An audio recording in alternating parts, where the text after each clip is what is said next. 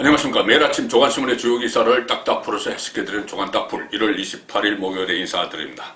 어제 추미애 법무부 장관, 이제 전 법무부 장관이죠. 이임식이 있었습니다. 그리고 오늘은 박범계 임명을 강행을 했죠. 박범계 신임 법무부 장관이 문재인 대통령에게 임명장을 받습니다. 또 뭐 검찰개혁 뭐 이런 이야기가 또 나오겠죠. 추미애 전 법무부 장관 앞으로 정치적 운명이 어떻게 될 것인지, 자, 그런 부분에도 좀 관심이 쏠리고 있습니다. 제가 며칠 전에 뭐 국무총리설, 뭐 서울시장설, 대권도전설 있지만 다 어렵게 됐다, 그런 말씀을 드린 적이 있습니다. 일단 선출직으로 나서기에는, 대권이나 서울시장 선출직으로 나서기에는 이미지가 너무 추락을 했다. 윤석열 검찰총장과 1년 내내 싸우면서 아주 국민 밉상 이미지, 이런 것이 좀 바뀌었죠. 그래서 선출직은 어렵고, 임명직이라면은 뭐 총리 정도가 될 텐데, 국무총리. 그런데 말씀드렸다시피 문재인 대통령이 부채 의식이 없습니다. 지금 친문 핵심도 아니고 일종의 토사구팽을 당한 입장에서 뭐 국무총리까지 시키지는 않을 가능성이 높습니다. 그리고 만약에 국무총리를 시키면 인사청문회를 거쳐서 표결까지 거쳐야 되는데 상당히 부담이 되겠죠. 그래서 안 시킬 겁니다. 본인은, 추미애 전 장관 본인은 최근에 경향신문 인터뷰에서 차기 대권 도전 가능성을 열어놨습니다. 부인하지 않고 열어놓은 그런 상태고, 어제 퇴임 임식을 하고 나서도 정치인으로 돌아간다, 그런 이야기를 했습니다. 정치인 추미애로 돌아간다.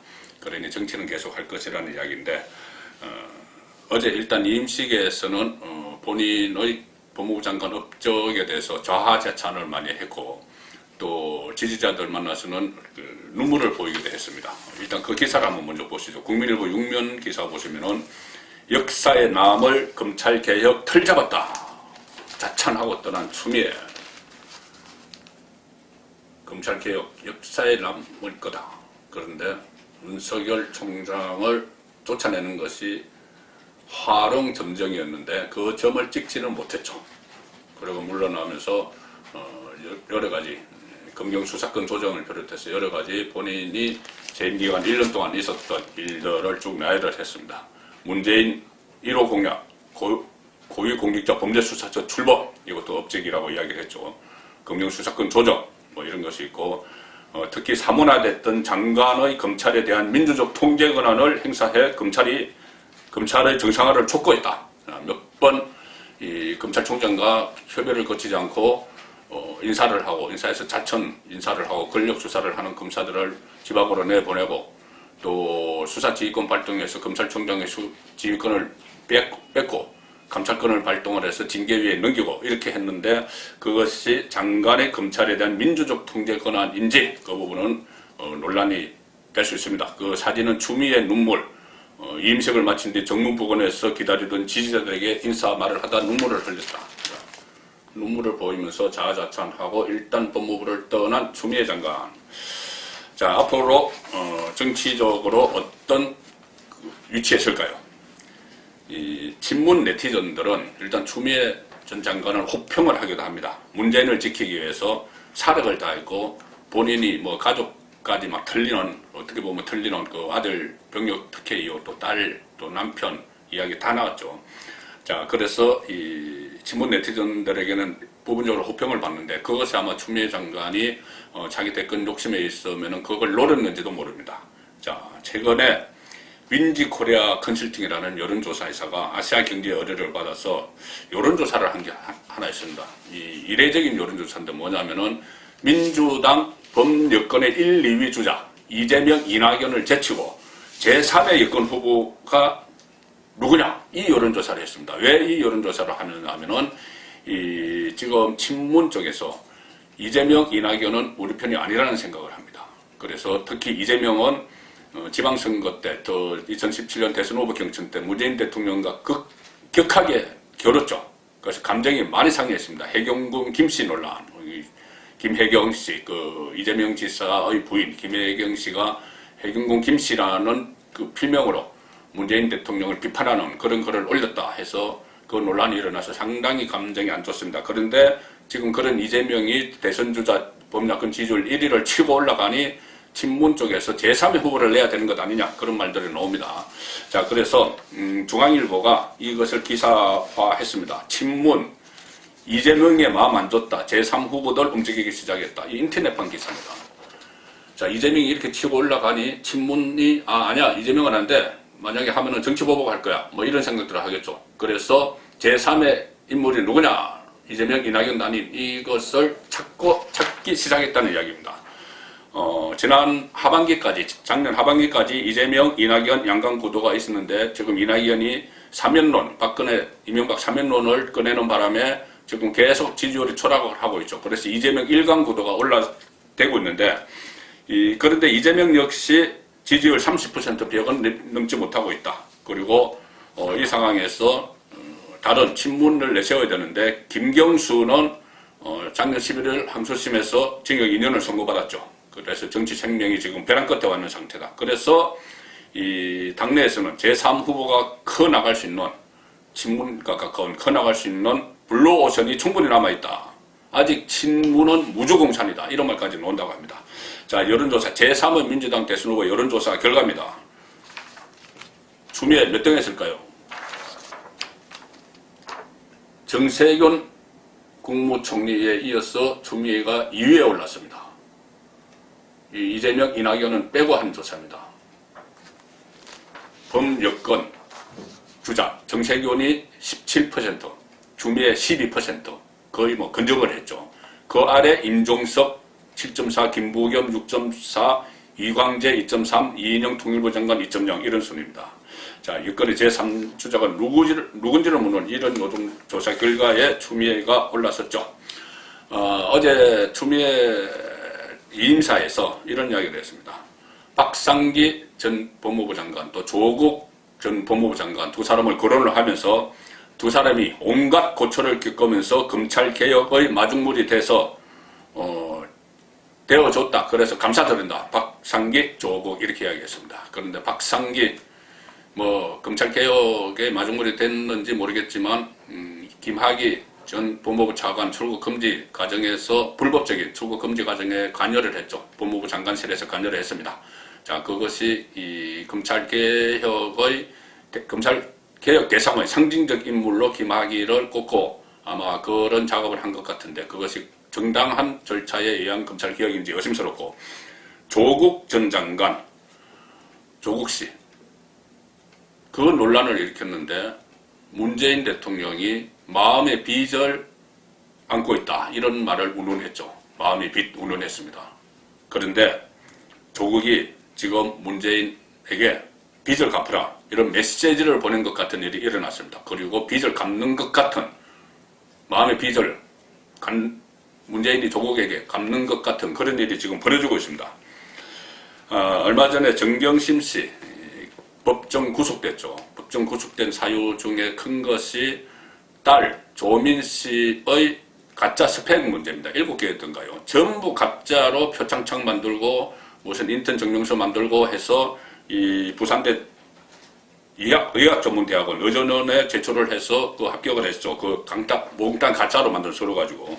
그래서 졸업을 하고 얼마 전에 의사국시에 합격을 했는데 지금 병원 인턴을 하기 위해서 병원 모집에 응모를 했는데 그 병원이 묘하고 그 병원장이 또 묘합니다. 아마 빚을 갚는 그런 절차가 아닌가 싶은데 오늘 자 중앙일보 14면 보시면은 조민 인턴 면접을 한 곳이 국립중앙의료원입니다.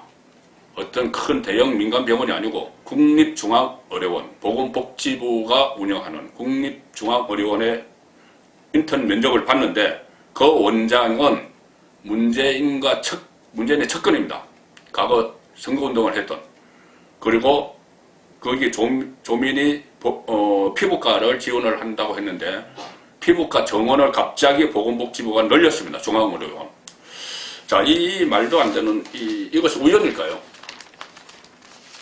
이 조민 씨가 또 평소에 내 피부과 의사 되고 싶다 이렇게 이야기하고 인턴을 했는데 갑자기 그 피부과 정원을 1명에서 2명으로 늘리고 인턴 정원을 그리고 이 원장이 문재인 대통령이 취임하자마자 순천에 시골병원, 중소병원에 원장으로 있다가 이 국립중앙의료원 원장이 돼서 그때도 상당히 논란이 많았던 그 원장이 있는 곳인데 거기에 조민 씨가 의사생활을 하겠다고 지원서를 낸 겁니다.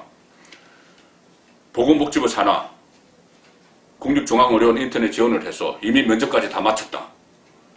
지금 정원 9명인데 16명이 지원했고 조민이 포함되어 있다. 그리고 여기서는 국시 성적 65%, 의대 성적 20%, 그리고 면접 성적이 15%, 이게 상당히 많은 겁니다. 결정적이죠. 뭐 1, 2점 차이로 막 떨어지고 할 텐데 면접 성적이 적지 않은 비중을 차지한다. 그래서 합격자 발표는 29일이네요. 내일이지만 병원 안팎에서는 조민의 합격을 기정사실화하고 있다. 조민은 뭐 여기 업무한 거는 다 뭐 이야기 돼서 하는 것 아니야? 원장하고 그렇게 되는 거죠.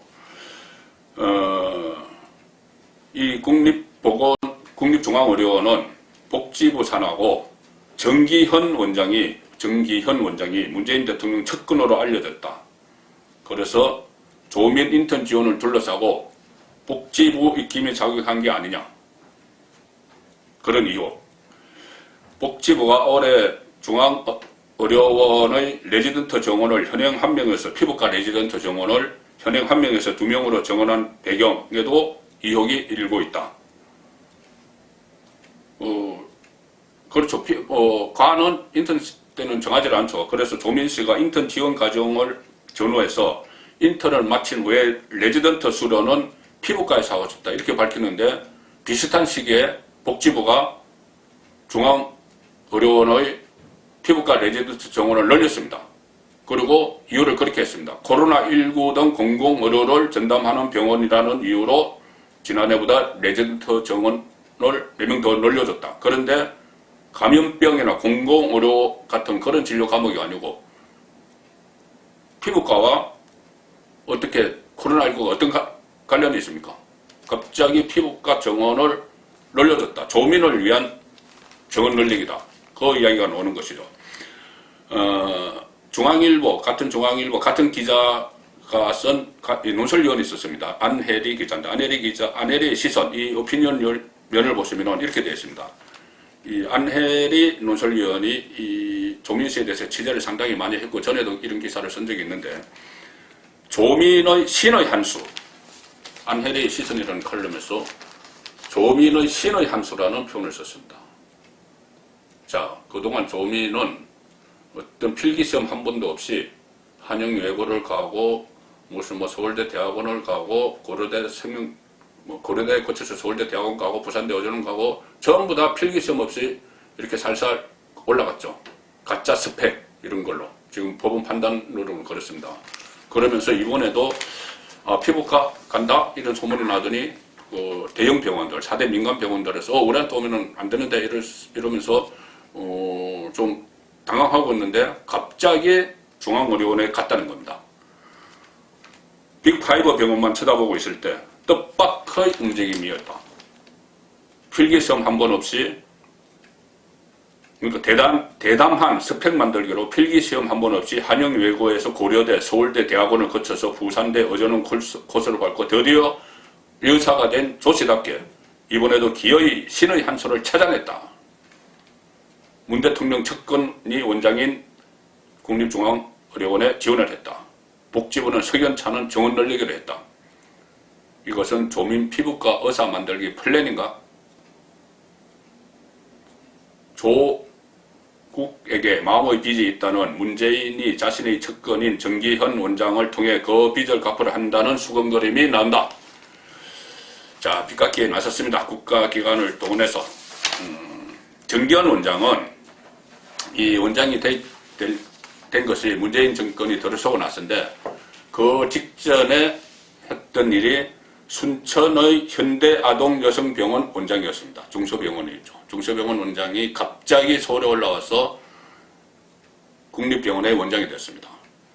문 정권 출범 직후 추천을 누가 했느냐. 1순위 후보로 추천됐는데 누가 했는지 모르겠습니다만 그때 이것을 뽑는 데가 보건복지부입니다. 박능후 문재인 캠프에 있던 박농호 보건복지부 장관이 뽑았습니다. 그런데 정기현도 문재인 캠프에서 일했습니다. 물론 다른 캠프인지는 모르겠지만은 시민사회 활동을 처음에 문재인과 같이 하면서 인연을 맺었고 대선을 앞두고 문재인 지지 모임인 더불어포럼을 창립에 앞장섰습니다. 정기현. 그리고 대선할 때 호남에서 득표 활동을 아주 열심히 해서 문재인의 호남 지지 기반을 넓혔다. 그런 평가를 받는 인물이죠. 자, 조민 씨는 지금 정경심 씨와 아마 공모관계가 됐을 겁니다. 사용을 했기 때문에. 그래서 정경심 씨가 대법원까지 확정 판결을 받으면 부산대 어전위원회에서 입학 취소 여부를 결정을 하겠다고 했는데 대법원까지 나오면 취소할 가능성이 높죠. 그러면 이전원 입학이 취소되면 의사고시도 취소되고 그렇게 되면 다시 지금 피부과 의사를 하다가 다시 나올 건지 그 부분도 아마 정권이 어떻게 되는지에 따라서 달라질 것 같습니다. 어쨌든 문재인은 마음의 빚을 조국 딸에게 갚을지 모르겠지만은 이번 일로 인해서 의사가 되는 조민, 가짜 스펙으로 의사가 되는 조민 이것을 가지고 서민들이 느끼는 상대적 박탈감은 엄청날 것 같습니다. 조국 씨는 딸뿐이 아니죠. 아들도 허위 인턴 증명서를 끊어서 입시에 활용했다. 이것이 검찰의 판단입니다. 검찰의 판단인데 최강욱 지금 열린민주당 대표죠. 국회의원도 하고 있는데 최강욱 씨가 본인이 이 로펌 대형 법무법원에 있을 때 이 가짜 인턴 증명서를 발급을 해줬습니다. 조국 아들 것을. 그러고 나서 조국이 청와대 민정수석할 때 그 밑에 공직기강비서관으로 들어갔죠. 충분히 대가성이 의심되는 그런 상황입니다. 그런데 지금은 국회의원이 돼 있고 피고인 신분으로 국회의원이 돼 있는데 오늘 1심 선고를 하는 날입니다. 조국 아들 인턴 의혹 1심 선고. 그런데 최강욱 난 분명히 무죄 받을 거야. 자, 그렇게 이야기를 하고 있습니다. 이것도 인터넷 기사입니다. 중앙일보 인터넷 기사입니다. 조국 아들 인턴 의혹 1심 선고를 받는 최강욱. 난 무죄야. 자신을 하고 있는데 그 근거는 잘 모르겠습니다. 최강욱은 이것 외에도 두 건이 더 기소가 되어 있습니다. 하나는 이 가짜 인턴 증명서와 관련해서 총선 때 실제 내 밑에서 인턴 생활을 했다 이렇게 허위 사실을 유포한 혐의로 공직선거법 위반으로 또 기소가 되어 있죠. 그래서 두 개 기소가 됐는데 하나 더 있습니다. 어제 또 기소가 됐습니다. 그래서 현직 당대표이자 국회의원이 기소 3관왕에 오르는 피고인이 된 그런 일입니다. 어제는 채널A 사건과 관련해서 거짓말하다가 기소가 됐습니다. 이것도 또 거짓말입니다. 조선일보 신문 보시면은 채널A 사건 검언 유착 몰다 거꾸로 기소당했다. 최강욱. 채널A 사건은 한동훈 검사장과 지금 구속되어 있는 이동재 채널A 기자가 유시민을 낚기 위해서, 그들 표현으로 낚기 위해서 이철씨, 지금 구속되어 있는 금융사기범 이철씨에게 유시민과의 관계를 그냥 털어놔라. 이렇게 했는데 과장되게 최강욱이 그 한동훈과 이철이 한동훈과 그 이동재 기자가 나눈 것을 과장되게 막 이야기를 하고 다녔습니다. 총선 때. 허위사실 유포 최강욱 명예훼손 혐의가 됐는데 최강욱이 이렇게 이야기를 한 적이 있습니다. 이동재 전 채널A 기자가 이철 씨에게 사실이 아니라도 좋다. 당신이 살려면은, 감옥에 있는 당신이 살려면은 유시민에게 돈을 줬다고 하라. 이렇게 이동재가 말했다. 이렇게 주장을 하고 다녔는데 그런 적이 없다는 겁니다. 없죠. 이 두 사람이 대화는 그때 녹취록에 완전히 다 공개가 됐습니다. 녹취록에 그런 내용 없었습니다. 사기꾼 제보로 시작돼서 MBC가 보도를 했고 여당이 총공세에 나서서 이것이 결국 윤석열의 징계로까지 연결됐죠.